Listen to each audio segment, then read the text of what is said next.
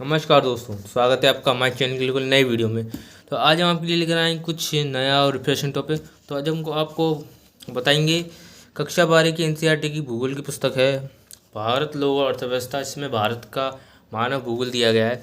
तो इसमें आज हम देखेंगे चैप्टर नंबर 8 जो कि हमारा निर्माण उद्योग। उसमें आप कौन कौन से टॉपिक्स परीक्षा की दृष्टि से उपयोगी हो सकते हैं या किन किन टॉपिक्स में से कॉम्पिटिटिव एग्जाम्स के लिए भी क्वेश्चन बन सकते हैं। तो हम यहाँ पर ये देखेंगे कि कौन कौन से क्वेश्चंस बन सकते हैं। तो निर्माण उद्योग, तो सबसे पहले हम यहाँ पर देख सकते हैं उद्योगों के प्रकार के बारे में बताया गया है कि स्वामित्व के आधार पर उद्योग कितने प्रकार के हो सकते हैं। तो ये आपकी वार्षिक परीक्षा के हिसाब से बहुत ही महत्वपूर्ण क्वेश्चन बन जाता है कि यार स्वामित्व के आधार पर उद्योग कितने प्रकार के होते हैं। तो उसमें दिया गया है कि स्वामित्व के आधार पर उद्योग 3 प्रकार के होते हैं: सार्वजनिक सेक्टर, व्यक्तिगत सेक्टर, मिश्रित और सहकारी सेक्टर।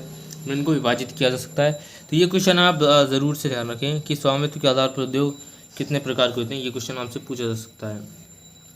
अगला क्वेश्चन है हमारा कि उद्योगों का वर्गीकरण उनके उत्पादों के उपयोग के आधार पर भी किया जाता है, यानी कि उद्योग में क्या क्या लग रहा है उसके हिसाब से भी उद्योगों का वर्गीकरण किया जा सकता है। तो इस पर भी आप क्वेश्चन बन सकता है आपकी परीक्षा में। तो चलिए अगले क्वेश्चन देख लेते हैं। अगले क्वेश्चन में आप देखेंगे कि उद्योगों को की स्थिति प्रभावित करने वाले कारक कौन कौन से हैं। तो उसमें कारक दिए गए जैसे कि ये सकते हैं यहाँ पर कच्चा माल है या शक्ति है, श्रम है, परिवहन, बाजार और कुछ ऐतिहासिक कारक भी दिए गए हैं। तो ये आपके लिए एक बड़ा क्वेश्चन बन सकता है 5 नंबर का कि यार उद्योग की स्थिति को प्रभावित करने वाले कारक बताइए, या उद्योग लगाने के लिए किन किन चीज़ों की आवश्यकता होती है अपने पास में, उन चीज़ों को बताइए। तो इस स्थिति से ये बड़ा क्वेश्चन आप यहाँ पर तैयार कर सकते हैं।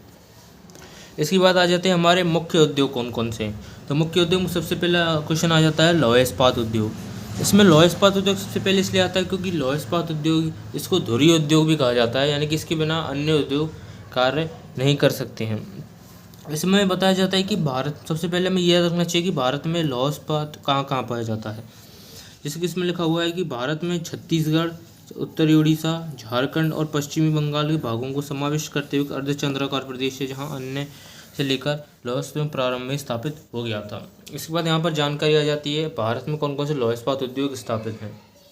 तो इसमें सबसे पहले क्वेश्चन आ जाता है कि टिस्को कंपनी कहाँ स्थित है। तो इसको आपको इसको दिया गया है कि मुंबई कोलकाता रेलवे मार्ग के बहुत निकट स्थित है। अभी आपसे पूछा जाए कि टिस्को कंपनी कहाँ स्थित है, क्वेश्चन आ जाता है कंपटीशन एग्जाम में कि टाटा लौह इस्पात कंपनी कहाँ स्थित है। तो वो कहाँ पर स्थित है, मुंबई कोलकाता रेलवे मार्ग के बहुत निकट स्थित है। इसके बाद अन्य लौह इस्पात कंपनियों में इस क्वेश्चन बहुत कम आते हैं। तो चलिए हम आगे चलते हैं। और अन्य में आपको जैसे कि राउरकेला है, भिलाई है, दुर्गापुर है, बोकारो है। इसमें आपको सिर्फ ये याद करना है कि ये कौन कौन से राज्य में स्थित हैं। जैसे कि राउरकेला इसमें लिखा गया है उड़ीसा के सुंदरगढ़ जिले में है। ठीक है, आपको याद रखना है किसके सहयोग से, ये पूछा जाता है कि किस देश के सहयोग से स्थापित किया गया था। तो ये जर्मनी के सहयोग से स्थापित किया गया था। इसके बाद भिलाई कहाँ पर है, भिलाई है दोस्तों छत्तीसगढ़ के दुर्ग जिले में। कहाँ के सहयोग से स्थापित किया गया, रूस के सहयोग से, ध्यान रखिएगा।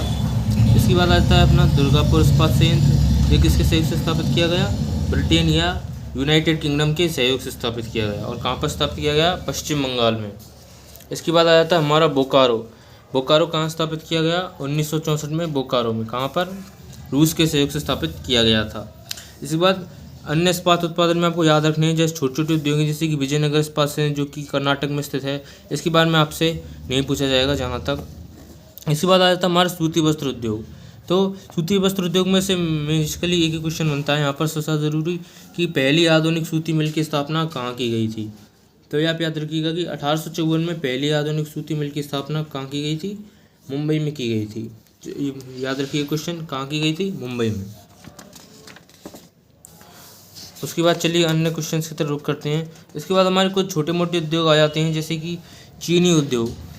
चीनी उद्योग देश का दूसरा सबसे महत्वपूर्ण कृषि आधारित उद्योग है। तो इसमें से एक क्वेश्चन यही बन जाता है कि विश्व में चीनी का सबसे बड़ा उत्पादक देश कौन सा है। तो वो कौन सा देश है, वो है अपना भारत।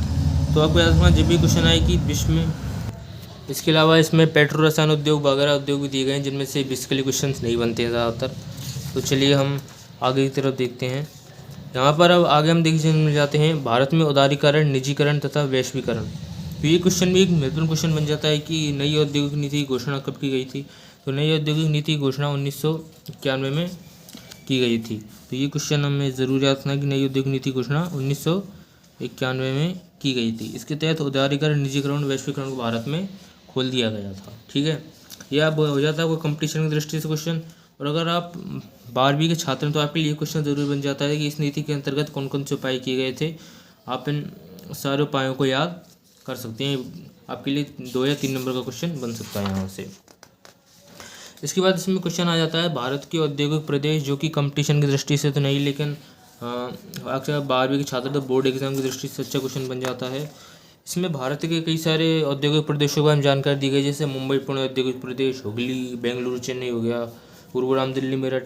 लेकिन अगर परीक्षा की दृष्टि से बात करें तो मुझे लगता है कि इसमें सिर्फ 2 ही आप पढ़ सकते हैं, वो भी बहुत इंपॉर्टेंट। एक है अपना मुंबई पुणे औद्योगिक प्रदेश, जो कि आपको ज़रूर से पढ़ लेना चाहिए। और इसके अलावा एक है ये अपना बेंगलुरु चेन्नई औद्योगिक प्रदेश। इन दोनों में से सबसे ज़्यादा क्वेश्चंस बन सकते हैं। तो आपको इस पार्ट में से ये सब पढ़ना है। तो उम्मीद है आपको हमारी वीडियो पसंद आया होगा। अगर आपको और किसी पार्ट या और किसी सब्जेक्ट के इंपॉर्टेंट क्वेश्चन जानने तो हमें कमेंट करके ज़रूर बताइएगा। और वीडियो पसंद आया तो लाइक कीजिएगा और चैनल सब्सक्राइब कर लीजिएगा। धन्यवाद।